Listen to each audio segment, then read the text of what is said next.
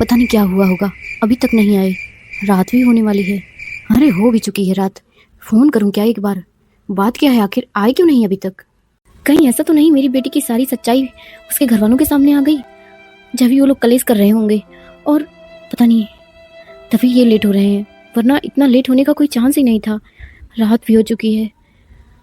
बहुत टेंशन हो रही है। भगवान, अब की बार मेरी बेटी की गलती किसी तरह माफ़ कर दीजिए। मैं उसे समझाऊंगी, ऐसे वो नहीं करेगी दोबारा। बस उसका घर किसी तरह बस जाए प्रभु। चाहे भले सुनाएंगे, एक बार फ़ोन करके बात कर ही लेती हूँ। पता तो चल जाएगा कि आखिर वहाँ हुआ क्या और ये कब तक आ जाएंगे। उसी हिसाब से मुझे खाना भी बनाना होगा। अरे लो जी, मैं आपको फ़ोन करने वाली थी और आप आ भी गए। क्या चाहती हूँ? अब आऊं भी ना? आके गलती कर दी क्या मैंने? अरे नहीं, ऐसा नहीं है। मैंने ये कब कहा कि आपने आके गलती कर दी? अरे मुझे टेंशन हो रही थी। अच्छा, वहाँ हुआ क्या? तुम मुझसे पूछ रही हो वहाँ क्या हुआ? ये बताओ, तुम्हें सच्चाई पता थी कि नहीं? तुम तो जान रही थी ना उसकी असलियत। वो किससे बात कर रही है और क्यों बात कर रही है? तुमने झूठ बोला था ना मुझसे। हाँ जी, वो चुप करो। इसी वक्त मन कर रहा है जैसे उन लोगों ने तुम्हारी बेटी को अपने घर से निकाल दिया ना, इस बुढ़ापे में मैं तुम्हें अपने घर से निकाल दूं। बस इसी दिन रात के लिए उस बेटी को पाल पोस के बड़ा किया और तुम्हें भी इतनी सम्मान से घर में रखा, जिससे तुम लोग ऐसे झूठ नाटक रचो और उसमें फंसा के मेरी बेइज्जती करवाओ। मेरी नाक कट गई। आज तक किसी के सामने मैं झुका नहीं था। इतना सब कुछ दान दहेज देके मैंने शादी की, इतना सम्मान से उन लोगों का इज्जत किया, और उन लोगों ने तुम्हारी बेटी की हरकतों की वजह से मुझे इतना सब कुछ सुना दिया। अब गुस्सा मत करिए प्लीज। मैं आपको सच बताना चाहती थी, लेकिन डर के मारे नहीं बताई। और क्या सच बताना? सच में वो लड़का केवल उसे परेशान ही तो कर रहा था। अगर परेशान कर रहा था और सच में तुम्हारी बेटी और तुम सही थे, तो मुझसे सच क्यों नहीं बताई? मुझसे झूठ बोलने की क्या जरूरत थी? मानता हूँ अपने ससुराल में उसने रिश्ता अपना बचाने के लिए उन लोगों से झूठ बोला, लेकिन क्या पापा, हो गई गलती ना। डरी हुई थी मैं, इसलिए मैंने माँ से कहा माँ को डांटना बंद करिए। माँ की इसमें कोई गलती नहीं है, मेरी गलती है। जो सुनाना हो मुझे सुना लीजिए। अच्छा बेटा, आ गई तू। तेरी ही कमी थी। और तू तू क्या बोल रही है? मैं सुना रहा हूँ तुझे और तेरी माँ को। तेरी गलती नहीं थी उसमें। तू ये बता, तेरे परिवार वालों ने कौन सी गलती की? इतना झूठ पे झूठ तू बोले जा रही थी और ऊपर से उन लोगों से बहस भी करके आई थी।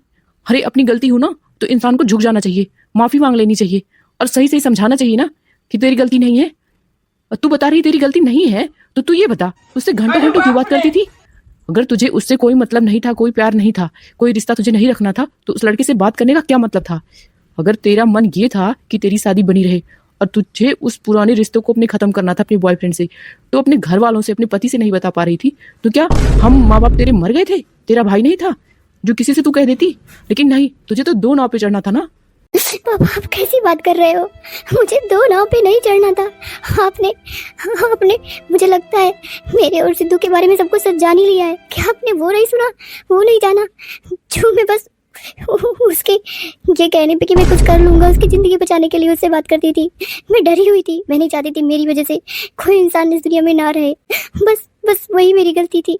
और ये बात ना उन लोगों को मैं समझा पाई और ना आपको, ना मैं किसी को समझा पाऊंगी। आप लोग मुझे गलत समझ रहे हो ना, तो जा रही हूँ मैं गलत थी तब भी, अब भी हूँ, हमेशा रहूंगी, क्योंकि लड़कियां हमेशा गलत ही होती हैं। पापा मैं एक बात आपको और बता दूं, मैं पहले सिद्धू से प्यार करती थी, लेकिन जितना मैंने उससे प्यार किया उससे ज़्यादा मैंने आपसे प्यार किया और आपकी हर निर्णय का कदर किया था। आपने चाहा था कि मेरी शादी ऐसी जगह हो जहां आप चाहते हो, मैंने कर ली। आपकी निर्णय को मैंने कभी नहीं ठुकराया। मैंने सिद्धू को भी छोड़ दिया, लेकिन उसकी जान बचाने के लिए मैं उससे बात करती रही। बस यही मुझसे गलती हो गई और मैंने अपने पति को भी अपना लिया था, मान लिया था, अपने ससुराल वालों को भी अपना मान लिया था, लेकिन मेरी मजबूरी कोई नहीं समझेगा, मुझे कोई अपना नहीं समझता। बेटा रुक तो, कहाँ जा रही है तू? आप परेशान मत हो मम्मी, जहाँ इच्छा कहेगी मैं जाऊंगी। यहाँ पापा गुस्सा कर रहे हैं, वहाँ मेरे घर वाले। मेरी प्रॉब्लम को कोई नहीं समझ रहा है। मैंने क्यों बात की ये किसी को समझ में नहीं आ रहा है। तू क्या कर रही है? ये बैग लेके तू कहाँ जा रही है? देख बेटा, तू भी अभी गुस्से में है और इस तरह से गुस्से में कोई ऐसा निर्णय नहीं लेते बेटा। कहाँ जाएगी तू? क्या करेगी? अगर हम लोगों ने तुझे जरा सा डांट दिया तो इसका मतलब ये थोड़ी ना तुझे घर छोड़ देना चाहिए। तो तेरे पापा हैं। अरे तो मम्मी मेरी वजह से ना उनको इतना सब कुछ सहना पड़ा। पहली बार वो शर्मिंदा हुए 10 लोगों के सामने, उनकी नाक कटी, उनका इज्जत उछाला गया मेरी वजह से ना। मैं कभी नहीं चाहती थी कि उनकी बेइज्जती हो, वो भी मेरी वजह से। मैं कभी नहीं चाहती थी कि ये सब कुछ हो जाए, लेकिन हो गया ना, गलती मेरी है ना, मैं रहूंगी ना, आप लोगों की इज्जत पे कोई आ जाएगी। एक बात तो मेरी साफ सुन लो, अगर आज इसने ना मेरे घर से अपना कदम निकाला तो मेरे घर के दरवाजे हमेशा के लिए इसके लिए बंद हो जाएंगे। चाहे ये भले ही मेरी इकलौती और प्यारी बेटी थी, इसने जो मेरी बेइज्जती कराई वो तो ठीक है, लेकिन अगर आज ये निकल गई ना घर से तो फिर मैं कभी इसे माफ नहीं करूंगा। क्या कर रहे हो जी? अपने गुस्से पे काबू करिए। वो हमारे घर का सम्मान है, इज्जत है, उसे इस तरह से जाने नहीं दे सकते हम। आप अपना गुस्सा शांत करिए, मैं उसे समझा रही हूँ। प्लीज आप अपने कमरे में चले जाइए और कुछ देर के लिए कुछ मत बोलिएगा। पूनम बेटा यहीं रुक जा, आगे मत बढ़ना, तुझे मेरी सौगंध। बेटा तू बोल तो मैं तेरे पाँव पड़ जाऊं, लेकिन मान जा, अपना गुस्सा थूक दे और बात को समझने की कोशिश कर। गलती तेरी भी थी बेटा, जब भी तेरे पापा भी और तेरे ससुराल वालों ने भी जो भी कहा तेरी गलती की वजह से कहा, लेकिन अभी भी तू सुधर सकती है बेटा। और मेरी मान बेटा, तू वापस अपने कमरे में जा और हो सकेगा तो सुबह अपने पापा से सॉरी बोल देना बेटा। इस तरह से तुझे अपने पापा से बात नहीं करनी चाहिए थी बेटा। उम्मीद है तुझे मेरी बात समझ में आ रही होगी बेटा। गलती हर इंसान से होती है, लेकिन जो अपनी गलती मान ले और उसे सुधारने की कोशिश करे वही सच्चा इंसान होता है। जा और सुबह सॉरी बोल देना, और हो सकेगा तो अपने पति को भी फोन लगा के उनसे भी सॉरी बोल देना बेटा। ठीक है माँ, आप इतना कह रही हो तो मैं वापस चली जाती हूँ, बोल दूंगी मैं पापा से सॉरी, सच में मेरी गलती थी। ये लीजिए आपका नाश्ता। हाँ रख दो, और तुम भी बैठो जरा मेरे पास। कल के लिए मुझे माफ कर देना, मुझसे गलती हो गई, मैं बहुत गुस्से में था। मैंने ना जाने तुम्हें क्या क्या बोल दिया, और अपनी फूल सी बच्ची को भी, जिसे मैंने इतने नाजों से पाला था। शायद मेरी ही परवरिश में कोई कमी रह गई थी जिसकी वजह से उसने इस तरह से किया, लेकिन जो भी हुआ उसे बुरा सपना समझ के भूल जाते हैं। क्या कर रहे हैं जी? आपको मुझसे माफ़ी मांगने की कोई ज़रूरत नहीं है। आपने जो किया वो हर पिता करता है। जब उसकी उम्मीदें टूटती हैं अपने बच्चों से तो उसे क्रोध आ ही जाता है, लेकिन ये आप अच्छा कर रहे हो। अब अगर आपने उसके लिए कुछ अच्छा सोचा है तो बताइए। देखो, मुझे लगता है ना कि उसके ससुराल वाले अब उसे वापस तो नहीं ले जाएंगे, क्योंकि उसकी सास और उसके पति की बातें मैंने कल सुनी थी। उन लोगों ने साफ मना कर दिया था। उसकी सास का तो कहना था मुझे ऐसी लड़की की ज़रूरत ही नहीं है अपने घर में, तो उनसे उम्मीद लगा के बैठना हमारी बेवकूफ़ी ही होगी। हाँ, उसके ससुर ने कुछ नहीं कहा था, लेकिन मुझे लगता नहीं कि उनकी चलती होगी घर में, क्योंकि वो तब भी चुप थे और मेरे आते आते भी चुप थे। बस जब मैं उनके सामने झुक गया था तब उन्होंने बस इतना कह दिया था कि भाई साहब आप चाहिए, हम आपको बता देंगे। लेकिन मुझे नहीं लगता कि वो लोग इसे ले जाएंगे वापस। यही सब सोचता रहा मैं रात में, और फिर मेरे दिमाग में आया एक बार मैं बेटे से भी बात करूँ इस बारे में। मैंने उसे सारी बात बताई। पता उसने क्या कहा मुझसे? पापा, उस घिसी पिटी रीति रिवाज को लेकर क्यों चलना कि हम इंटरकास्ट मैरिज नहीं करेंगे या जबरदस्ती लड़की को उस घर में भेजेंगे जहाँ उसका कोई सम्मान ना हो। मैं तो यही कहूँगा कि दीदी की शादी आप जिस लड़के से वो प्यार करती हैं उसी से कर दीजिए। जिसको जो कहना होगा कह लेगा, हम सब सुन लेंगे। फिर मेरे भी दिमाग में आया, बेटा सही तो कह रहा है। जिस घर मेरी बेटी खुशी नहीं है, उसका कोई सम्मान ही नहीं, उस घर विदा करने से बेहतर है कि भले ही अदर कास्ट में अपनी लड़की को मैं विदा कर दूं, लेकिन उसकी खुशियां, उसकी ज़िंदगी बर्बाद ना हो। बस इसीलिए मैंने ये निर्णय लिया है। मैं समाज के बारे में, रिश्तेदारों के बारे में, किसी के बारे में कुछ नहीं सोचूंगा। बस अपनी बेटी की खुशी, अपने परिवार की खुशी चाहता हूँ। इसलिए मैं सोच रहा हूँ कि मैं उसी लड़के से अब पूनम की शादी कर दूंगा। अगर तुम कहोगी तो धूमधाम से करूंगा, और नहीं तो शांति से ही। बेटी का तो कहना था कि मंदिर में ले जाके कर दो और दीदी को विदा कर दो। अगर वो वहाँ जाके खुश रहे तो हमारा क्या बिगड़ जाएगा। अच्छा, लेकिन बेटा तो यहाँ रहता नहीं है, उसे सच में समाज से कोई मतलब नहीं, लेकिन हम लोग रहते हैं ना, और कल से ही लोग बातें बनाना शुरू कर देंगे और मेरा और आपका रहना, बाहर निकलना मुश्किल हो जाएगा। मुझे तो नहीं समझ में आ रहा है। देखो, तुम्हें परेशान होने की कोई जरूरत नहीं है। तुम ये सब बातें छोड़ो, जाके पूनम से कहो उस लड़के को एक बार फोन करके बुला लेगी। मैं उससे मिलना चाहता हूँ, बात करना चाहता हूँ। अच्छा ठीक है जी, आप नाश्ता करिए, मैं पूनम से बात करके आती हूँ। बेटा, तेरे पापा ने बोला है ना, एक बार तू सिद्धू को कॉल कर ले और उसे यहाँ बुला ले। तेरे पापा उससे मिलना चाहते हैं, और हो सकेगा तो तुम दोनों की शादी भी करवा देंगे। क्या कह रही है? सच में पापा ने ऐसा बोला आपसे? अरे हाँ बेटा, सच में बोला। जल्दी से बात कर और आगे बता हमें। माँ बाप कितने अच्छे होते हैं। बच्चे चाहे जितनी गलती कर दें, लेकिन वो हर बात के लिए अपने बच्चों को माफ़ी कर देते हैं। मेरे पापा कितने अच्छे हैं। बताओ, मेरी खुशी के लिए वो मेरी दोबारा शादी करने के लिए तैयार है, वो भी मेरे बॉयफ्रेंड से। चलो, मेरे लिए तो खुशी का ही दिन है। कल तो मैं बिल्कुल टूट गई थी, लेकिन आज कम से कम एक उम्मीद की किरण जगी है। मैं सिद्धू को फ़ोन करती हूँ। ये क्या? ये तो सिद्धू का नंबर ही बंद बता रहा है। अब क्या करूँ? वैसे तो उसका नंबर कभी बंद नहीं रहता था, लेकिन मैंने उसे फ़ोन लगाया ही कब था? शादी के लगभग 6-7 महीने बीतने वाले हैं। जब से शादी हुई मैंने उसे कभी फ़ोन किया ही नहीं, हमेशा उसने ही फ़ोन किया था, बदल बदल के नंबरों से। अच्छा, जितने नंबर हैं सब पे ट्राई मार लेती हूँ एक बार, हो सकता है किसी पे लग जाए। एक बंद कर दिया हो तो दूसरा चला रहा हो। उसके इतने सारे नंबर मैंने ब्लॉक भी कर दिए थे गुस्से में, सारा अनब्लॉक करना पड़ेगा आज, ढूंढना पड़ेगा मुझे। दसियों नंबर मैंने निकाले, सब पे ट्राई कर लिया, किसी पे फ़ोन नहीं लग रहा है। अब कैसे बात करूँ मैं सिद्धू से? रागिनी को फ़ोन करती हूँ, शायद वो कुछ बता पाएगी सिद्धू के बारे में। हेलो रागिनी। हाँ पूनम बोलो, क्या हाल चाल है तुम्हारे? अरे सब ठीक है यार, बस मैं ये पूछ रही थी तुमसे कि क्या सिद्धू का कोई नंबर होगा क्या तुम्हारे पास, जिससे उस पर बात हो जाए उससे। सिद्धू का नंबर? तुम क्या करोगी रागिनी? तुम तो पहले उसका नंबर ब्लॉक करती रहती थी और आज उसका नंबर मांग रही हो, क्या बात है? अरे कुछ नहीं यार, इतना चौंकने की कोई बात नहीं है। बस जैसे तुम लोगों की ज़िंदगी हंसी खुशी जी रही हो ना, जिससे प्यार किया उससे शादी कर लिया तुम लोगों ने, वही शायद मेरी लाइफ में भी होने वाला है। मेरी लाइफ में बहुत बड़ा यू टर्न आ गया है। जहाँ मेरी शादी हुई थी उन लोगों ने सिद्धू से बात करने के चक्कर में मुझे घर से निकाल दिया था, और बाकी बहुत तमाशा हुआ, मैं बाद में बताऊंगी तुमसे मिल की। लेकिन अभी अगर तुम्हारे पास उसका नंबर हो तो दे दो, मेरे पापा उससे मिलना चाहते हैं। अच्छा एक मिनट रुको, मैं इनसे पूछती हूँ। मेरे पास तो नंबर नहीं है, लेकिन शायद इनके पास होगा।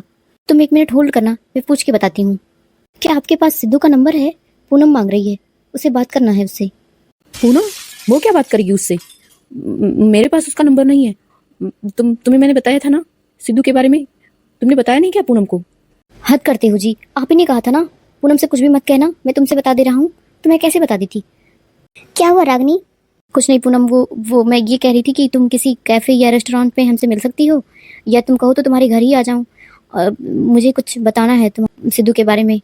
अगर तुम्हारा मन हो तो बताओ, मैं अपने पति को लेके तुम्हारे घर आऊँ। अच्छा ठीक है रागिनी, मैं तुम्हें 10 मिनट में कॉल बैक करती हूँ। आखिर ऐसी क्या बात है जो ये मिल के बताएगी, फ़ोन पे नहीं बता सकती है? मैं माँ से एक बार बात कर लेती हूँ। क्या हुआ बेटा, तू आई नहीं बताने? बात किया तूने? नहीं मम्मी, बात नहीं हुआ। मैंने जितने भी नंबर उसके थे, जो भी ब्लॉक किए थे या जो भी नहीं किए थे, सब पे ट्राई कर लिया, उससे कोई बात नहीं हो पाई। मैंने रागिनी से बात की, उससे भी नंबर मांगा, क्योंकि उसका पति सिद्धू का फ्रेंड था ना, लेकिन वो भी नंबर नहीं रखा है, और वो लोग कुछ मुझे बताना चाहते हैं। उसके लिए वो लोग किसी रेस्टोरेंट या कैफ़े में कह रहे हैं कि मुझसे मिल लो, या तो तुम कहो तो घर ही बुला लूँ। अच्छा बेटा, ऐसी बात है तो तू किसी रेस्टोरेंट में ही जाके मिल ले, उन लोगों से बात कर ले, क्योंकि यहाँ वो लोग आएंगे तो तू जानती ही है कि अपने मोहल्ले की हालत कैसी है। इधर उधर से 4 लोग पूछने पहुँच जाएंगे। कहीं भी बाहर निकलूंगी ना, सब लोग पूछेंगे आपके घर कोई आया था, कौन थे वो लोग, फिर मैं क्या कहूँगी? ठीक है मम्मी, आप सही कह रही हो, मैं बाहर ही एक बार उन लोगों से मिल के आती हूँ।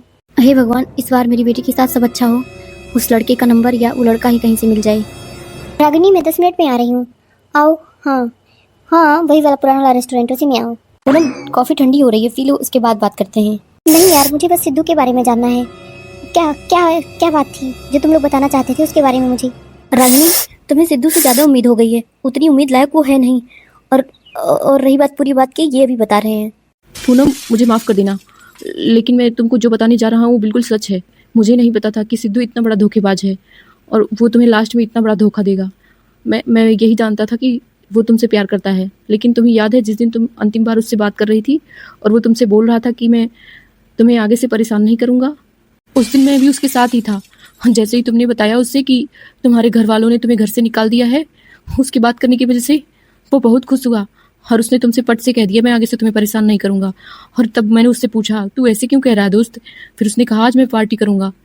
मुझे कुछ समझ नहीं आया, मैं उसके पार्टी में गया और उसके बाद आज यही मन भरा, आज जाके मेरी सारी विशेष पूरी हुई, आज मेरे मन को सुकून मिला। बहुत सताया था ना, आज वो भी रो रही होगी। मजा आ रहा है मुझे। रो, आज तुम्हारी जिंदगी कैसे झंड होती है। तुमने बनाई थी मेरी जिंदगी झंड ना, तुम्हारी भी वैसी ही बर्बाद होगी। तब समझ में आएगा तुम्हें मेरे प्यार की कीमत।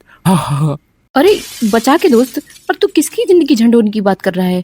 कहीं पूनम के बारे में तो नहीं बोल रहा है? सही पकड़े हो गुरु, उसी की बात कर रहा हूँ। हाँ, तुम्हें नहीं लगता उसने मेरी जिंदगी कैसे बर्बाद किया था?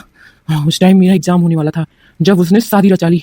उस टेंशन में मेरा एग्जाम खराब हुआ, सब बर्बाद हो गया, मेरी जिंदगी बर्बाद हो गई।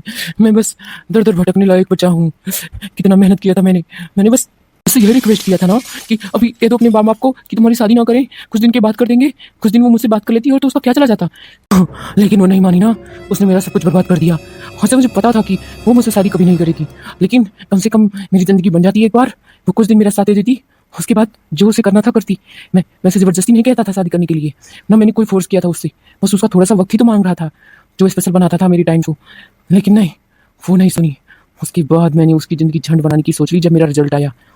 हाँ, अब मैं खुश हूँ, बैठ के रोए जैसे मैं रो रहा था। अब ऐसे रो तुम भी। तो लेकिन तुमने ये ठीक नहीं किया। इस तरह का बेहुदा मजाक करना नहीं चाहिए किसी के साथ। जब तुम्हें पता था कि तुम उससे शादी नहीं करोगी, उसकी शादी तुमसे नहीं होगी, फिर वो अपना वक्त क्यों बर्बाद करती? और उसकी माँ बाप की इच्छा थी, जहाँ उन लोगों की इच्छा थी कर दी उन्होंने शादी। कई बार उसने मुझसे भी कहा था, रागिनी से भी बताया था कि तुम एक बार भी उसकी बात नहीं सुनते हो, कि उसके माँ बाप से बात कर लो। और उसके बाद जब उसकी शादी हो गई तो तुमने ऐसा ड्रामा किया उसके साथ, और अब तुम हंस रहे हो, रो रहे हो एक बार। ये क्या तमाशा है? किसी लड़की का जिंदगी बर्बाद करना ना कहाँ की मर्दानगी है। लेकिन तुम्हें ऐसे ही करना है ना तो करो। मैं क्या ही कहूँ, तुम्हें अपने दोस्त कहते भी मुझे गुस्सा आ रहा है। तो तुझे कहा किसने कि तू मुझे अपना दोस्त मान? और दोस्त बोल, चल निकल यहाँ से। मेरे ही कमरे में आके बैठा है, मेरी ऊपर से मुझे ही सुना रहा है। बड़ी सगी है ना पूनम तेरी, जा चले जा उसके पास, मेरे पास वापस आना भी मत। इस जैसे घटिया सोच वाले लड़कों की वजह से ना हम लड़कों का बदनामी होता है। कोई विश्वास नहीं करता हम पे, ना कोई लड़की ना उनके माँ बाप, और अपनी बेटी देना भी नहीं चाहते हैं। इसीलिए ऐसे इतना सब कुछ उस दिन होने के बाद ना मैंने कभी उसे कांटेक्ट नहीं किया, ना ही कभी पता करने की कोशिश किया कि वो शहर छोड़ के कहाँ गया। पूनम, हो सकेगा तो मुझे और रागिनी को माफ कर देना, क्योंकि तुम्हें सिद्धू से मिलाने वाले हम ही लोग कारण थे। मुझे नहीं पता था वो इस तरह का है, वरना मैं कभी तुम्हारा नंबर उसे नहीं देता। पूनम चुप हो जाओ। इस दुनिया में हर इंसान एक जैसा नहीं होता है। उसकी सोच बेकार थी, उसने जो किया उसका भुगतान वो खुद होगा। तुम रोना बंद करो और घर जाओ। लेकिन मैं अपने माँ बाप को जाके क्या कहूँगी?